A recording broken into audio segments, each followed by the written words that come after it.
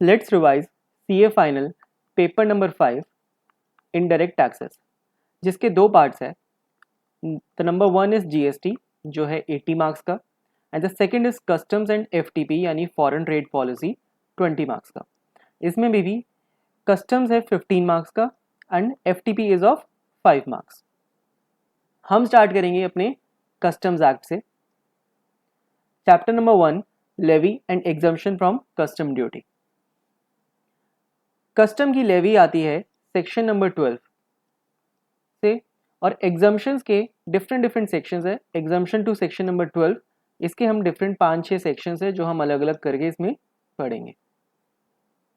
अब custom duty कब attract होती है? जैसे कि इनकम टैक्स हमें पता है, जब भी हम इनकम करते हैं उस पर टैक्स आएगा. जीएसटी आता है sale and purchase of goods and services. तो कस्टम ड्यूटी आती है जब हम इंपोर्ट करते हैं या एक्सपोर्ट करते हैं, तब अट्रैक्ट हो जाती है custom duty.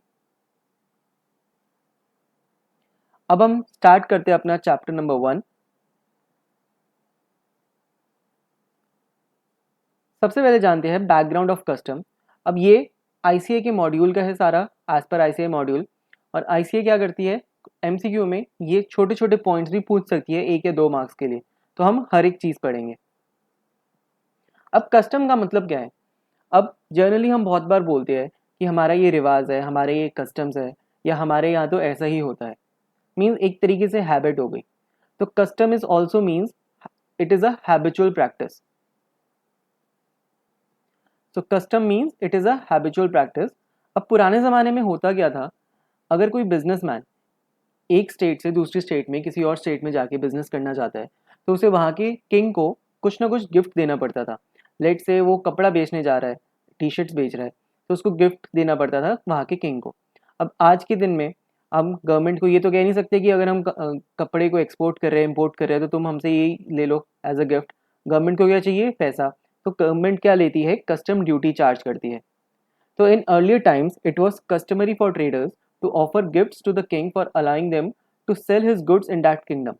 During those days, the gift was a custom, but now it is collected by government as a custom duty. अब government लेती है हमसे. Therefore, the Custom Act was passed in India by the Parliament in the year 1962. और इसी से हमारा बनता है Customs Act 1962. ठीक है.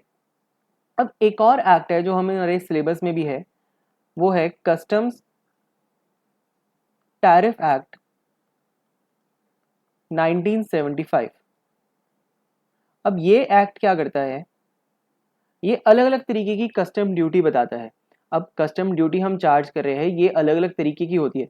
जैसे कि इनकम टैक्स में होता है short term capital gain, long term capital gain, PGBP, salary की इनकम. ऐसे ही different types of custom duty होती है. उसके लिए एक अलग से एक्ट बनाया है गवर्नमेंट ने, कस्टम टैरिफ एक्ट 1975, जो भी हम आगे पढ़ेंगे. और इसमें चैप्टर नंबर हमारा 2 भी है. तो ये तो था एक छोटा सा कस्टम का बैकग्राउंड कि कस्टम कहाँ से पैदा हुआ है. अब आते हैं एक कॉन्स्टिट्यूशनल प्रोविजन कि कस्टम ड्यूटी लगाने के लिए गवर्नमेंट को अथॉरिटी कहाँ से मिली, गवर्नमेंट के पास क्यों पावर है कि वो कस्टम ड्यूटी लगा सके. अब ये कॉन्स्टिट्यूशनल प्रोविजन कस्टम ड्यूटी हो चाहे जीएसटी हो, दोनों के लिए सेम है. क्या कहते हैं, कॉन्स्टिट्यूशन का आर्टिकल नंबर 265 ये चिल्ला चिल्ला के कहता है कि कोई भी इंडिया में टैक्स नहीं लगा सकता एक्सेप्ट किसी के पास अथॉरिटी ऑफ लॉ है, सिर्फ वो ही लगा सकता है. तो कहने का मतलब, no tax shall be levied or collected except by authority of law. फिर आता है आर्टिकल 245, ये अथॉरिटी दे भी देता है. किसको अथॉरिटी देता है? It empowers parliament to make laws for the whole or any part of India. Article 245 कहता है पार्लियामेंट को हम अथॉरिटी देते हैं कि तुम पूरे इंडिया के लिए लॉ बना लो. और स्टेट के लिए अथॉरिटी देते हैं हम लेजिस्लेचर ऑफ अ स्टेट, कि स्टेट के लिए लॉ बनाना है तो वो स्टेट गवर्नमेंट बना लेगी, इंडिया के लिए बनाना है तो पार्लियामेंट यानी कि सेंट्रल गवर्नमेंट बनाएगी. तो ये कौन बताता है? Article number 245. 265 ने क्या बताया कि कोई भी टैक्स नहीं कलेक्ट कर सकता एक्सेप्ट अथॉरिटी ऑफ लॉ. 245 आके वो अथॉरिटी बता देता है कि इंडिया के लिए पार्लियामेंट है और स्टेट के लिए स्टेट गवर्नमेंट है, लेजिस्लेचर ऑफ अ स्टेट. फिर आता है आर्टिकल 246. 246 क्या करता है? ये सब्जेक्ट मैटर बताता है, यानी कि कौन से सब्जेक्ट मैटर यानी कौन सा लॉ पार्लियामेंट बना सकती है और कौन सा लॉ स्टेट बना सकती है। यानी कि इसने ड्यूटी डिवाइड कर दी कि कुछ लॉज है जो सिर्फ पार्लियामेंट बना सकती है, कुछ लॉज है जो सिर्फ स्टेट गवर्नमेंट बना सकती है। हम बता देते हैं, ये बताता है आर्टिकल नंबर 246। अब इसी कॉन्स्टिट्यूशन में, कॉन्स्टिट्यूशन ऑफ इंडिया में एक 7th शेड्यूल है जिसमें ये सारे मैटर्स, सब्जेक्ट मैटर्स है। The matters are listed in the 7th schedule to the constitution and is classified into 3 list. और ये 3 लिस्ट बना रखी है इन्होंने, लिस्ट नंबर 1, 2 एंड 3। अब करा गया, लिस्ट नंबर 1 में बता दिया कि कौन से सब्जेक्ट मैटर्स है जिस पे पार्लियामेंट बना सकती है, तो उसको बना दिया union list. This list enumerates the matters in respect of which parliament has the exclusive right to make laws। फिर आती है लिस्ट 2 जो बताती है स्टेट। तो इसमें मैटर्स बता दिए जिसमें legislature of a state has exclusive right. List 3 is a concurrent list, यानी कि एक कॉमन लिस्ट है, but the technical term is concurrent list, जिसमें दोनों governments, both the parliament and the legislature of a state have the powers to make law, यानी मिलजुल के मिली जुली भगत तुम कर सकते हो यहाँ पे। तो दोनों गवर्नमेंट यहाँ पे पार्लियामेंट एंड स्टेट मिलके लॉज बनाएगी। बट हम ये पढ़ क्या रहे हैं, इसमें हमें, हमारे लिए मेन ये है कि एंट्री नंबर 83 ये कहती है, यूनियन लिस्ट की एंट्री नंबर 83, यूनियन लिस्ट कौन सी जिसमें पार्लियामेंट के पास एक्सक्लूसिव राइट है, वो बताता है कि custom duty including export duty, यानी कि कस्टम के अगर लॉज बनाने हैं तो उसकी पावर हम किसे दे रहे हैं, पार्लियामेंट को। तो कस्टम में लॉज बनाएंगे parliament, therefore it is a union list का मैटर है ये। इस पे सेंट्रल गवर्नमेंट लॉज बनाएगी, यानी अपने मोदी जी। तो ये था अपना कॉन्स्टिट्यूशनल प्रोविजन। ये भी एमसीक्यू के लिए आ सकते हैं 1-2 मार्क्स के लिए। फिर एक आता है आर्टिकल नंबर 286। ये भी कुछ अलग चीज नहीं बोलता, इसका भी कहना यही है। अब इसका अगर हम कंक्लूजन देखें, the power to levy custom duty on import export lies solely with the union, that is the parliament of India. तो आर्टिकल 286 भी कहता है कि हमारे पास पावर किसके पास है, यूनियन के पास। बट ये क्या कहता है, no state shall impose tax on supply of goods or services where such supply take place. अब ये चिल्ला चिल्ला के कह रहे हैं कि कोई भी स्टेट अपनी टांग नहीं अड़ाएगी सेंट्रल के काम पे, कोई स्टेट इम्पोज नहीं करेगी टैक्स अगर सप्लाई होती है आउटसाइड द स्टेट। कहने का मतलब सप्लाई हो रही है इंटर स्टेट, और इसको हम जीएसटी में किस नाम से जानते हैं, ये इस पे आईजीएसटी कलेक्ट होता है इंटर स्टेट पे, इंटीग्रेटेड टैक्स। और हमें पता है इंटीग्रेटेड टैक्स स्टेट वाले तो कलेक्ट करते नहीं, ये सेंट्रल गवर्नमेंट अपने सीजीएसटी वाले वो ले जाती है, फिर बांटती है स्टेट को। तो इंटर स्टेट पे स्टेट गवर्नमेंट अपना टांग नहीं अड़ा सकती। और similarly in the course of import export of goods or services, वही यानी कि कस्टम के लिए भी स्टेट वाले अपनी टांग नहीं अड़ा सकते, उसके लिए पार्लियामेंट बैठी है, हमारे मोदी जी बैठे हैं। तो ये थे कुछ 3-4 अपने आर्टिकल्स कॉन्स्टिट्यूशन के। और लिस्ट आ गई हमारी 3 list, union list, state list, concurrent list. और यूनियन लिस्ट के पास है अपने पास कस्टम ड्यूटी। ठीक है, अब चलते हैं अपने मेन सिलेबस की ओर, मेन चैप्टर की ओर। बट ऊपर भी जो हमने पढ़ा है ये सारा कॉन्स्टिट्यूशनल पावर्स या बैकग्राउंड हिस्ट्री, ये आईसीए पूछ सकती है as a 2 marks 3 marks question या एमसीक्यू में। तो अभी तक हमने सीखा कि कस्टम ड्यूटी लगती है एक्सपोर्ट और इंपोर्ट पे। तो अब हमें ये जानना बहुत ज़रूरी है कि इंपोर्ट एक्सपोर्ट होता क्या है, इसका क्या मतलब है, क्या डेफिनेशंस है। तो इंपोर्ट मीन्स, अब बेसिक टर्म में हमें पता है कि इंपोर्ट मतलब क्या होता है कि कोई भी सामान इंडिया में बाहर किसी और कंट्री से लेके आना। जैसे कि इंडिया में चाइना से काफ़ी ज़्यादा इंपोर्ट होता है। ठीक है, एक्सपोर्ट मतलब इंडिया से बाहर भेजना, यानी कि इंडिया से हम अमेरिका को सामान बेच रहे हैं तो वो हो गया एक्सपोर्ट। अब इसकी डेफिनेशन क्या है, import means bringing into India from a place outside India, यानी कि इंडिया के अंदर लेके आना। कहाँ से लेके आना, कहीं बाहर से, from a place outside India. Similarly export means taking out of India, India से बाहर निकाल दो, टेकिंग आउट ऑफ इंडिया कहाँ पे, to a place outside India, यानी इंडिया से बाहर किसी और जगह पे बाहर निकाल दो, taking out of India to a place outside India. Import means bringing into India from a place outside India. अब इन दोनों डेफिनेशन में, एक्सपोर्ट इंपोर्ट में, हम इंडिया इंडिया बहुत बार यूज कर रहे हैं। तो इंडिया की क्या डेफिनेशन है, तो कस्टम्स एक्ट में इंडिया को भी डिफाइन करा गया है। इंडिया मीन्स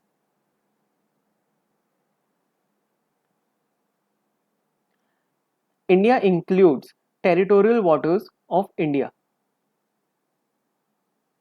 कहने का मतलब जो इंडिया का लैंड है, ये तो इंडिया है, बट इसके आसपास का जो पानी है, टेरिटोरियल वाटर्स, वो भी इंडिया का हिस्सा है। बट क्या सारा समंदर अपना हिस्सा है?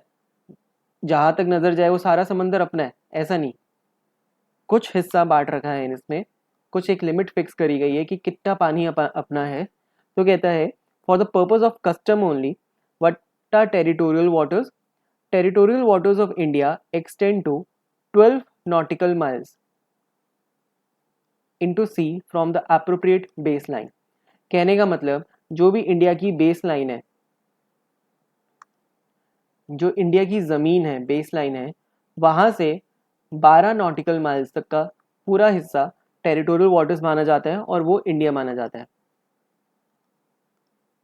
नॉटिकल माइल्स क्या होते हैं? जैसे कि किलोमीटर्स में हम डिस्टेंस ट्रेवल करते हैं, ऐसे ही 12 नॉटिकल माइल्स है। यहाँ पे नीचे मैंने बता रखे हैं 1 नॉटिकल माइल्स मतलब 1.852 किलोमीटर्स। और अगर माइल्स में देखना है यहाँ पे 1.1508 माइल्स है, बट किलोमीटर्स में ये भी एक एमसीक्यू का पार्ट बन सकता है। 1 nautical miles equal to 1.852 kilometres. तो इंडिया का मतलब क्या हुआ? इंडिया की जो जमीन है वो तो अपनी है ही, ठीक है, उसके साथ उसका 12 नॉटिकल माइल्स तक का सारा पानी भी territorial waters, it also includes to India.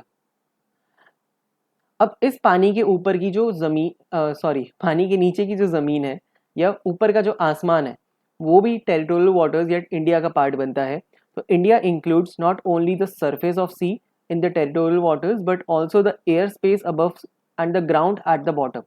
कहने का मतलब अगर कोई हवाई जहाज यहाँ पे हवा में उड़ रहा है 12 नॉटिकल माइल्स तक, वो माना जाएगा अभी तक इंडिया में है। लेट से यहाँ पे कोई प्लेन उड़ रहा है 12 नॉटिकल माइल्स के अंदर, तो मानेंगे कि वो इंडिया में है। जैसे ही वो 12 नॉटिकल माइल्स को पार कर जाएगा यानी कि इंडिया से बाहर निकल गया, ठीक है। तो India includes the territorial waters of India. What are territorial waters? It is 12 nautical miles from the appropriate base line, और इसके नीचे की जमीन और ऊपर का आसमान वो भी इंडिया का पार्ट बनता है। अब इस डेफिनेशन का इफेक्ट क्या है? देखो, अगर हम इंडिया की बात करें और इसके आसपास का जो समंदर है, अब कोई शिप है यहाँ से, ठीक है, शिप सेल करते करते इस 12 नॉटिकल माइल्स के अंदर आ जाए, तो माना जाएगा कि वो इंपोर्ट हो गया, क्योंकि इंपोर्ट की डेफिनेशन अभी हमने पढ़ी, bringing into India from a place outside India. अब ये जो 12 नॉटिकल माइल्स की एक इमेजिनरी लाइन है, असली में कोई वहाँ पे बॉर्डर नहीं बना हुआ, एक इमेजिनरी डिस्टेंस हमने पता है, और वहाँ पे कोस्टल गार्ड्स होते हैं, उन्हें पता है कि कहाँ तक का है। तो कोई शिप अगर इसके अंदर आ जाए बाहर से, भल तो वो माना जाएगा कि इंपोर्ट हो गया, because import means bringing into India, यानी कि from a place outside India. तो ये शिप अगर इसके अंदर आ जाए तो इंपोर्ट मान लेंगे, ठीक है। तो इसी के लिए ये एक पॉइंट पढ़ना पड़ेगा यहाँ पे, goods are deem to be imported if the vessel enters the imaginary line on the sea at the 12 nautical miles, that is if the vessel enters the territorial waters of India.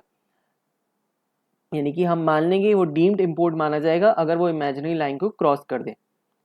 Therefore, a vessel not bound to India should not enter these waters। कहने का मतलब अगर किसी vessel है जो India नहीं आना चाहिए, यानी कि लेट से वो श्रीलंका जा रहा है यहाँ पे इंडिया के पास, बट गलती से यहाँ पे क्रॉस कर गया, तो उसको हम मान लें कि इम्पोर्ट हो गया। तो अगर किसी वेसल का रास्ता इंडिया की तरफ नहीं है तो वहाँ पे अपना मुंह ना दिखाई करे, मुंह दिखाई ना करे और चलता बने। बट इससे अब एक प्रॉब्लम खड़ी हो गई। क्या चीज़? अगर कोई वेसल है, लेट से यहाँ पे वो श्रीलंका की तरफ जा रहा है और गलती से वो इसके अंदर आ जाए हमारे इंडिया के 12 नॉटिकल माइल्स में, या गलती से नहीं बट रास्ता ही ये लगता है, लंका जाने के लिए वो 12 नॉटिकल माइल्स पार करना ही पड़ेगा, बट वो इंडिया के लिए समान नहीं है, वो इंडिया में इंपोर्ट नहीं करना चाहता, वो लंका जाना चाहता है। तो इस वजह से क्या होगा, अगर ये डीम्ड हम मान लें कि ये इंपोर्ट है, तो इसको कस्टम ड्यूटी देनी पड़ेगी इंडिया में, बट इसका इंडिया में तो कोई काम ही नहीं है। तो इसको ओवरकम करने के लिए सुप्रीम कोर्ट ने कुछ रेलिवेंट जजमेंट्स है जो हम आगे पढ़ेंगे। मैं आपको दिखा देता हूँ, एक सेकेंड। ये देखो, यहाँ पे रेलिवेंट जजमेंट्स है और प्रॉब्लम क्या है। देखो, problems were faced in determining the point at which the importation or exportation take place. The root cause problem क्या क्या है? इंडिया की definition, because even an innocent entry of a vessel into the territorial waters of India would result in import of goods. यानी कोई बेचारा गलती से भी घुस जाए या वही उसका रास्ता है, अगर उसको श्रीलंका जाना है और इंडिया से होते हुए जाना है, या गलती से वो 12 नॉटिकल माइल्स के अंदर आ गया, तो मान लिया जाएगा इंपोर्ट है और इंडिया वाले आ जाएंगे कि इंपोर्ट ड्यूटी पे करो। तो इसको ओवरकम करने के लिए क्या करा, इंपोर्ट के लिए तो हमने जजमेंट्स बना दी। ये 2 जजमेंट्स है जो हम आगे रीड करेंगे, बाद में रीड करेंगे, ठीक है। बट एक चीज ध्यान रखना, एक्सपोर्ट के लिए कोई प्रॉब्लम नहीं होगी, क्योंकि एक्सपोर्ट का मतलब क्या होता है, taking out of India to a place outside India. यानी कि जब इंडिया की लैंड से यहाँ से एक्सपोर्ट होगा, कोई शिप यहाँ से जा रहा है एक्सपोर्ट होते हुए, 12 नॉटिकल माइल्स का लाइन यहाँ पे है। अब ये शिप गलती से तो इसको पार करके बाहर, ऐसा तो नहीं है कि कूद जाएगा, टाप जाएगा, यहाँ पे एक्सपोर्ट होगा, पूरे डॉक्यूमेंटेशन होगी, सब प्रॉपर होगा यहाँ पे, तब इसको परमिशन मिलेगी, तब ये सेल करके 12 नॉटिकल माइल्स पार करके एक्सपोर्ट होगा। तो एक्सपोर्ट के लिए कोई प्रॉब्लम नहीं है। तो एक्सपोर्ट कंप्लीट हम मान लेंगे when the goods crosses the territorial waters of India, यानी जैसे ही ये 12 नॉटिकल माइल्स से बाहर निकलेगा, टेरिटोरियल वाटर्स को क्रॉस करेगा, हम एक्सपोर्ट मान लेंगे, कोई दिक्कत वाली बात नहीं है। दिक्कत तब थी जब बाहर से आ रहा है और गलती से ये हमारे 12 नॉटिकल माइल्स के अंदर आ जाए, ठीक है, ये चीज़ समझने वाली बात है। अब ये जजमेंट्स हम एंड में पढ़ेंगे चैप्टर की, पहले हम और चीज़ें पढ़ते हैं। तो ये थी इंडिया की डेफिनेशन, और इससे जो प्रॉब्लम अराइज होती है वो भी अभी हमने डिस्कस करी। बस अब रह गए इंपोर्ट के जजमेंट्स पढ़ना, जो हम बाद में देखेंगे। और अभी अगर ऐसा लग रहा है कि चैप्टर समझ नहीं आ रहा है या कस्टम समझ नहीं आ रहा, तो बस अभी हम ओवरव्यू ले रहे हैं पूरे चैप्टर का, पूरे कस्टम्स का, कि होता क्या है कस्टम, क्या क्या डेफिनेशन है। धीरे धीरे करके सेक्शंस पढ़ेंगे और सब कुछ समझ आने लगेगा। तो नेक्स्ट आता है इंडियन कस्टम वाटर्स। अब ये क्या भला है, देखो, Indian custom water means the waters extending into the sea up to the limit of exclusive economic zone, up to the limit of exclusive economic zone under section 7 of territorial waters continental shelf exclusive economic zone and other maritime act 1976, and includes any bay, gulf, harbor, creek और tidal river। ये क्या कह रहा है, कह रहा है कि एक इंडिया का कस्टम वाटर है जो सेटअप होता है एक्सक्लूसिव इकोनॉमिक जोन तक। और एक्सक्लूसिव इकोनॉमिक जोन कहाँ पे डिफाइन करा गया है, ये किसी और एक्ट में डिफाइन करा गया है, जिसको हमें देखने की कोई जरूरत नहीं है, ठीक है। बट एक चीज इंपॉर्टेंट है, that it includes any bay, gulf, harbour, creek और टाइडल रिवर। अब हमें जानना है एक्सक्लूसिव इकोनॉमिक जोन क्या होता है। तो what is exclusive economic zone, the limit of exclusive economic zone is 200 nautical miles from the nearest point of base line. कहने का मतलब, अगर हम देखें कि ये इंडिया की लैंड है, ड्राइंग में मत जाना, ये ड्राइंग की आर्ट एंड क्राफ्ट की क्लास नहीं है, सीए फाइनल की क्लास है, ठीक है। तो ये अपना है इंडिया, और ये सिर्फ इंडिया की लैंड है, अभी तक हमने इसमें पानी नहीं इंक्लूड करा, ठीक है। अब इंडिया से लेट से 12 नॉटिकल माइल्स तक हमें पता है क्या आता है, टेरिटोरियल वाटर्स, ठीक है। और ये टेरिटोरियल वाटर्स, ये जो पानी है, ये पूरा इंडिया का पार्ट माना जाता है। तो अगर हम देखें यहाँ पे मैं एक लाइन ड्रॉ कर दूं, ये येलो लाइन है 12 नॉटिकल माइल्स इंडिया से लेके, ठीक है। तो ये आ गया अपना टेरिटोरियल वाटर्स।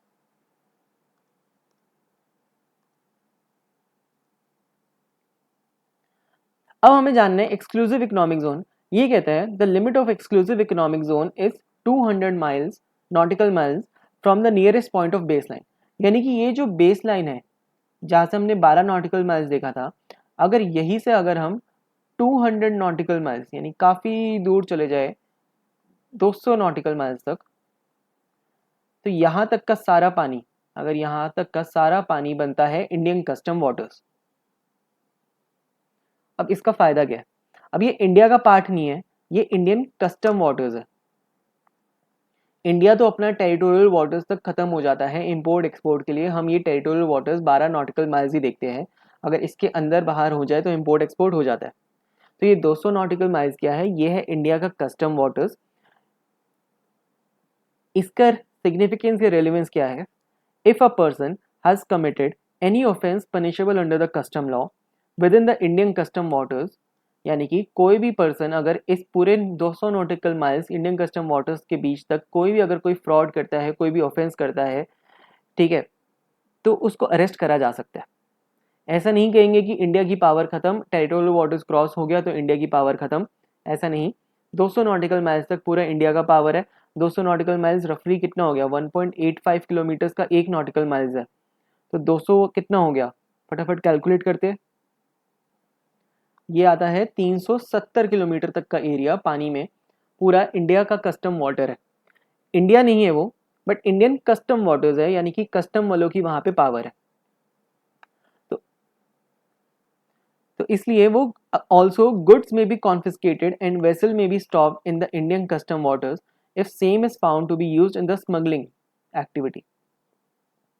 कहने का मतलब, अगर कोई भी यहाँ पे 200 नॉटिकल माइल्स के अंदर कोई भी इंडियन कस्टम वाटर को कोई भी शिप मिलती है, उसको वो रोक भी सकती है, उसको वो कॉन्फिस्केट भी कर सकती है, रोक भी सकती है, उस बंदे को अरेस्ट भी कर सकती है, पूरी पावर है 200 नॉटिकल माइल्स तक। बट उसके बाद इंडिया की कोई पावर नहीं है, फिर वो नो मैंस लैंड कह लो या कुछ भी कह लो, इंटरनेशनल वाटर्स हो गए, वहाँ पे कोई पावर नहीं है इंडिया की अगर वो 200 नॉटिकल माइल्स से बाहर है। तो ये सिग्निफिकेंस है इंडियन कस्टम वाटर्स का। तो अभी तक हमने क्या देखा, सबसे पहले हमने पढ़ा इंडिया क्या होता है, India includes the territorial waters. Territorial waters कितना होता है, बेस लाइन से 12 नॉटिकल माइल्स तक टेरिटोरियल वाटर्स माना जाता है, वो इंडिया का पार्ट है। इंडिया का पार्ट है तो मतलब वो इम्पोर्ट एक्सपोर्ट वाली डेफिनेशन में जब हम इंडिया देखते हैं कि इम्पोर्ट मतलब bringing into India from a place outside India, यानी इंडिया के अंदर लाना कहीं बाहर से। तो 12 नॉटिकल माइल्स, लेट से 13 नॉटिकल माइल से इंडिया के अंदर लेके आना 12 में, तो वो बन जाएगा इम्पोर्ट। बट इसकी प्रॉब्लम्स है, कोई इनोसेंट एंट्री वो भी इम्पोर्ट मान ली जाएगी, अगर उसको श्रीलंका जाना है वो गलती से इंडिया में आ गया या वही रास्ता बनता है, तो उसके एक्सेप्शन उसके जजमेंट्स हम देख लेंगे। एक्सपोर्ट के लिए क्या है, taking out of India to a place outside India, तो एक्सपोर्ट हमें बाहर लेके जाना है, तो उसके लिए भी हम 12 नॉटिकल माइल्स ही देखते हैं। बट एक आ जाता है फिर इंडियन कस्टम वाटर्स जो बेस लाइन से 200 किलोमीटर 200 नॉटिकल माइल्स तक एक्सटेंड होता है, ठीक है। और इस पूरे 200 नॉटिकल माइल्स में इंडियन कस्टम के जो भी ऑफिसर्स हैं, जो भी पुलिस वाले हैं, उनकी पावर होती है कि किसी को भी अरेस्ट कर सके, कॉन्फिस्केट कर सके व्हीकल को, वेसल को, या स्टॉप कर सके। तो इसके साथ हमारी इंडिया की डेफिनेशन खत्म होती है। अब चलते हैं चार्जिंग सेक्शन, यानी कि कौन से सेक्शन से पावर मिलती है कि कस्टम ड्यूटी लगा सके, तो वो है section number 12, charging section of customs act 1962। एक चीज, हम दो एक्ट पढ़ रहे हैं, कस्टम्स एक्ट 1962 और custom tariff act CTA act 1975। जब तक स्पेसिफाई ना करा जाए कि कस्टम टैरिफ एक्ट 1975 है, सारे सेक्शंस माने जाएंगे कस्टम्स एक्ट 1962 के हैं। अगर कोई कस्टम टैरिफ एक्ट के है तो उसको स्पेसिफाई मैं कर दूंगा कि ये कस्टम टैरिफ एक्ट 1975 का है। बाकी इतना जाने की जरूरत नहीं है सेक्शंस के बीच में, हमें कंसेप्ट समझनी है, पेपर में लिखना है, पास होना है, चलते बनना है। अगर हाँ तो कमेंट में करो कि सही बोला मैंने। तो what does this charging section number 12 says, except as otherwise provided in this act or any other law for the timing in force। कहने का मतलब, अगर इस एक्ट में कई और जगह पे कुछ और लिखा है तो उसको फॉलो करो, सेक्शन 12 को फॉलो करने की जरूरत नहीं है। तो except as otherwise provided in this act, इस एक्ट में कुछ और लिखा है तो उसको फॉलो कर लो, अदरवाइज सेक्शन 12 में, या any other law for the timing in force, अगर कोई और लॉ भी कुछ और चीज़ कहता है, कॉन्ट्राडिक्टरी कहता है या कुछ और कहता है सेक्शन 12 का, तो किसी और लॉ को फॉलो करो, सेक्शन 12 फॉलो करने की जरूरत नहीं है, ठीक है। So except as otherwise provided in this act or any other law for the timing in force, duties of custom shall be levied at such rates as may be specified under the Customs Tariff Act 1975 or any other law for the timing in force on goods imported into और exported from India. कहने का मतलब section 12 कहता है कि custom duty levy होगी at the rates specified under the custom tariff act. जो custom tariff act 1975 की बात मैंने करी थी, उसमें रेट्स हमें बताएंगे कि कौन से रेट्स पे हमें टैक्स चार्ज करना है और किस पे चार्ज करना है, ऑन गुड्स। कैसे गुड्स? जो इंपोर्ट हो रहे हैं इंडिया में या एक्सपोर्ट हो रहे हैं इंडिया से। ठीक है, अब इस सेक्शन नंबर 12 से हमें क्या पता लगा कि कस्टम ड्यूटी के रेट्स बताएगा कस्टम टैरिफ एक्ट 1975। अगर किसी और लॉ में या एक्ट में कुछ और लिखा है तो उसको फॉलो करो, सेक्शन 12 को फॉलो करने की जरूरत नहीं है। कहने का मतलब अगर कोई एक्ट कहता है कि स्पेसिफाई कर जाता है इसी एक्ट में कि कस्टम ड्यूटी नहीं लेनी, एग्जम्प्ट है, तब थोड़ा ना हम कस्टम टैरिफ एक्ट के हिसाब से रेट लगा सकते हैं, या गवर्नमेंट कोई नोटिफिकेशन दे दे या कुछ किसी और लॉ में कह दे कि इस चीज पे हम कभी भी कस्टम ड्यूटी नहीं लग सकती, तो ये सेक्शन 12 एप्लीकेबल नहीं होगा। ठीक है, अब कस्टम ड्यूटी लगेगी किस पे? गुड्स पे लगेगी, यानी कि इससे हमें पता चलता है सर्विसेज पे, यानी कि सर्विसेज पे कस्टम ड्यूटी नहीं लगती, सिर्फ गुड्स पे लगती है, माल पे लगती है जो इंपोर्ट हो रहा है एक्सपोर्ट हो रहा है इंडिया से। ठीक है, the above provision shall apply in respect of all goods belonging to the government, hence there is no general exemption to goods imported by government। ये एक छोटा सा नोट क्या कहता है कि गवर्नमेंट भी कस्टम ड्यूटी पे करेगी। अगर गवर्नमेंट कुछ इंपोर्ट करती है एक्सपोर्ट करती है तो गवर्नमेंट को भी कस्टम ड्यूटी पे करनी होगी, कोई एग्जाम्पशन नहीं है गवर्नमेंट के लिए भी, इतना कोई इंपॉर्टेंट नहीं है। तो ये अपना सेक्शन 12 चार्जिंग सेक्शन। अब इस सेक्शन में बात आई गुड्स की, तो गुड्स की डेफिनेशन क्या है वो देख लेते हैं, क्योंकि कस्टम ड्यूटी लग रही है गुड्स पे, पता होना चाहिए ना कि गुड्स क्या चीज है। तो गुड्स होते हैं वेसल, एयरक्राफ्ट, व्हीकल। यानी कि वेसल मतलब क्या हो गया?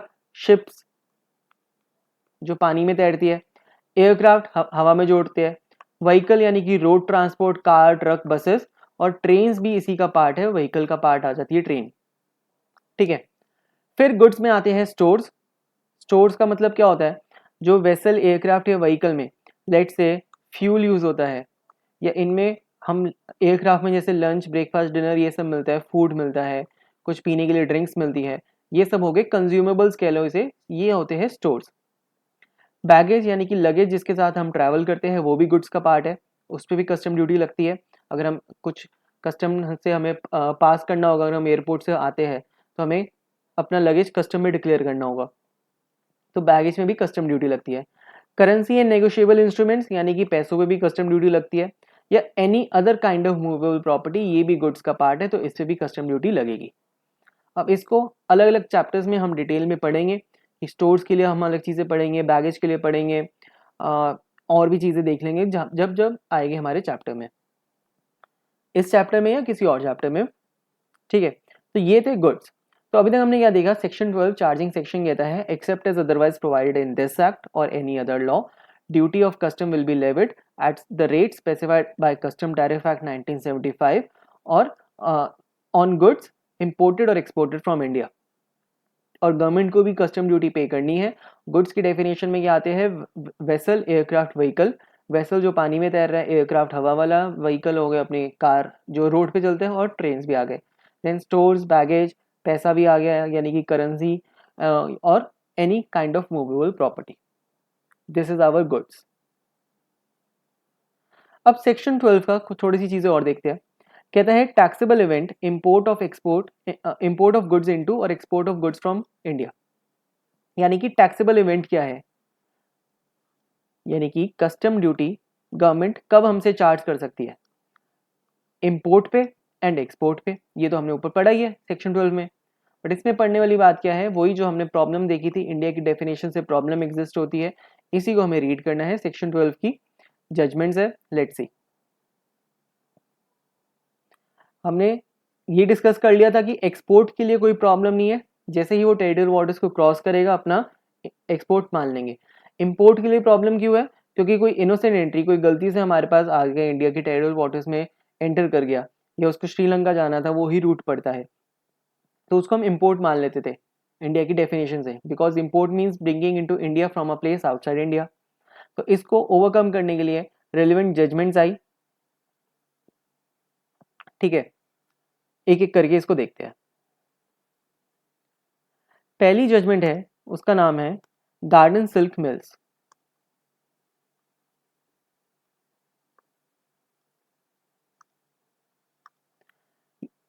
ये कहता है इन case of goods cleared for home consumption. अब ये होम कंजम्पशन क्या होता है इसको समझते हैं पहले, फिर ही आगे समझने का फायदा है कि फिर तभी समझ आएगा जब होम कंजम्पशन पता होगा। देखो, गुड्स अगर हम लेट से हमने चाइना से गुड्स इंपोर्ट करे हैं और ये इंडिया में आ गए, ठीक है। अब जैसे ही इंडियन डॉक पे या जो पोर्ट होता है वहां पे शिप आई, हमारे पास दो ऑप्शन है। या तो इन गुड्स को क्लियर करके हम इंडिया के एंटर कर ले, यानी कि अपनी फैक्ट्री में ले जाए। लेट से हमने टी शर्ट्स मंगाई है, ठीक है, हमारा कपड़ों का काम है, हमने टी शर्ट्स मंगाई है, तो इसको हम अपनी फैक्ट्री में ले जाए और वहाँ पे हम रख दे और इसको आगे इंडिया में बेचे, जो मर्जी करे, इसको मैन्युफैक्चर करे, टी शर्ट का कपड़ा मंगाया मैन्युफैक्चर करे, सेल करे, कुछ भी करे। इसको कहते हैं होम कंजम्पशन। होम मतलब अपना क्या, अपना घर कौन है, अपना घर इंडिया में है, यानी कि होम कंजम्पशन इंडिया में हम कंज्यूम करेंगे इसे, ठीक है। बट कभी कभी होता है, लेट से हमने टी शर्ट्स तो मंगा ली बट हमारी फैक्ट्री में जगह नहीं है, या हमें ये टी शर्ट्स अभी नहीं चाहिए, लेट से 2 महीने बाद चाहिए, ठीक है। अब जगह भी नहीं है, अभी चाहिए भी नहीं, तो करे क्या, सामान तो आ गया इंडिया में, अब पोर्ट में पड़ा है, तो गवर्नमेंट एक हमें वेयर हाउस की फैसिलिटी देती है, यानी गवर्नमेंट के गोडाउन है, गवर्नमेंट का वेयर हाउस है, वहाँ पे हम सामान रख सकते हैं, जो भी रेंट होगा, कुछ भी जो फॉर्मेलिटीज़ होगी, वेयर हाउसिंग के रूल्स अलग से एक चैप्टर है वो हम पढ़ेंगे, बट वेयर हाउस में रख सकते हैं। तो सेकंड केस इससे हमें यही है, अगर हम देखिए in case of goods cleared for warehouse, second law बताता है अगर वेयर हाउस हो तब इंपोर्ट कब माना जाएगा। फर्स्ट वाला कहता है अगर होम कंजम्पशन, जैसे ही गुड्स आए तुम उसको होम कंजम्पशन के लिए यूज कर रहे हो तो इंपोर्ट कब माना जाएगा। ये हमारी दो जजमेंट्स बताती है। तो होम कंजम्पशन के लिए जजमेंट है गार्डन सिल्क की, और वेयर हाउसिंग के लिए है अपार लिमिटेड। याद कैसे करें, वेयर हाउस, अपार का मतलब क्या होता है, बहुत सारा। हिंदी में अगर देखें अपार का मतलब क्या होता है, अपार बहुत सारा, तो वेयर हाउस में जगह कितनी है, बहुत सारी, तो हो गया अपार लिमिटेड, ठीक है। होम कंजम्पशन, होम कंजम्पशन कैसे याद रखें, घर के पास एक गार्डन है तो गार्डन सिल्क मिल्स हो गया, ठीक है। केस लॉ अगर याद रहे तो अच्छी बात है, इतना वैसे दिमाग खराब करने की जरूरत नहीं है इस पे। चलो नेक्स्ट, अब आगे बढ़ते हैं। Supreme Court observed that import of goods commences when they cross the territorial waters but continues and is completed when they become part of mass of goods within the country. तो supreme court का कहना है कि import commence यानी start तो हो जाएगा, colour change कर लो थोड़ा सा different, import commences when they crosses the territorial waters, यानी जैसे ही क्रॉस कर देंगे टेरिटोरियल वाटर्स को इंपोर्ट स्टार्ट हो जाएगा, बट खत्म नहीं होगा, it only continues,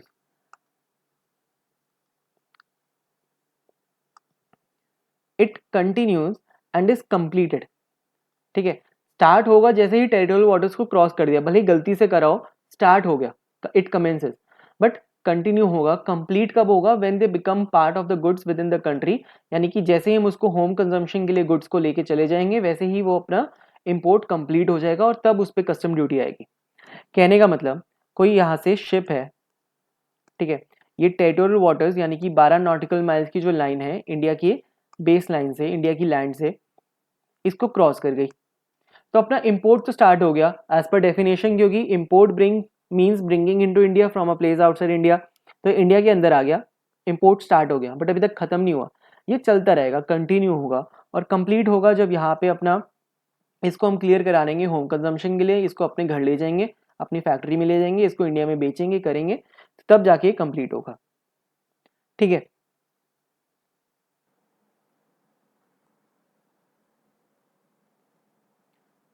So in this case, the taxable event is when the goods reach the custom barriers and bill of entry for home consumption is filled. कहने का मतलब जैसे ही इंडिया के पोर्ट पे सामान आ जाएगा, उसके बाद जो भी इम्पोर्टर है जिसने सामान मंगाया है वो एक बिल ऑफ एंट्री, ये एक डॉक्यूमेंट है, इसको हम बाद में अच्छे से डिस्कस करेंगे कौन कौन से डॉक्यूमेंट्स यूज होते हैं। बिल ऑफ एंट्री फाइल करेगा किसके लिए, होम कंजम्पशन के लिए, और तब हो जाएगा अपना इम्पोर्ट पूरा, ये अपनी कस्टम ड्यूटी पे करेगा और अपना सामान लेके चलता बनेगा।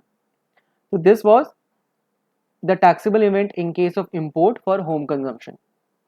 बट यही अगर वो क्लियर नहीं करता होम कंजम्पशन के लिए, वेयर हाउस में रखवाने के लिए रिक्वेस्ट करता है गवर्नमेंट से या कस्टम पोर्ट से, तो what we will do is, in case of warehouse goods the goods continue to be in the custom bond,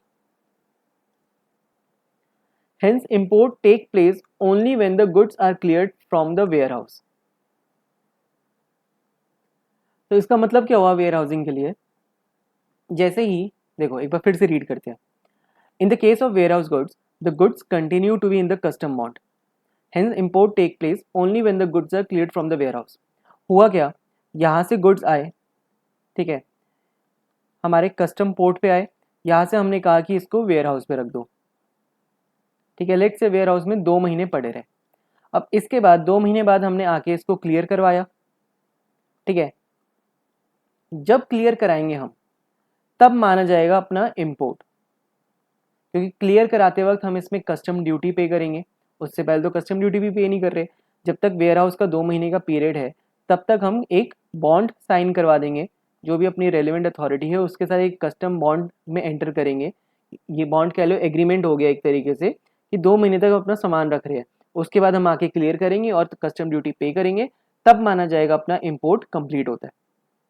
तो इन 2 केस सिनेरियो से या 2 जजमेंट से क्या हुआ, जो एक प्रॉब्लम थी कि इंडिया की जो टेरिटोरियल वाटर्स है उसको एंटर करके इंपोर्ट माना जाएगा, वो चीज़ खत्म हो गई। क्योंकि पहले अगर होम कंजम्पशन के लिए देखें तो इंपोर्ट कब माना जाएगा, जब हम होम कंजम्पशन के लिए क्लियर करवाएंगे बिल ऑफ एंट्री देके, ठीक है। तो जैसे ही क्रॉस करेगा टेरिटोरियल वाटर्स कमेंस तो हो जाएगा, बट कंप्लीट होगा when they become part of, यानी कि होम कंजम्पशन के लिए हम क्लियर कर देंगे।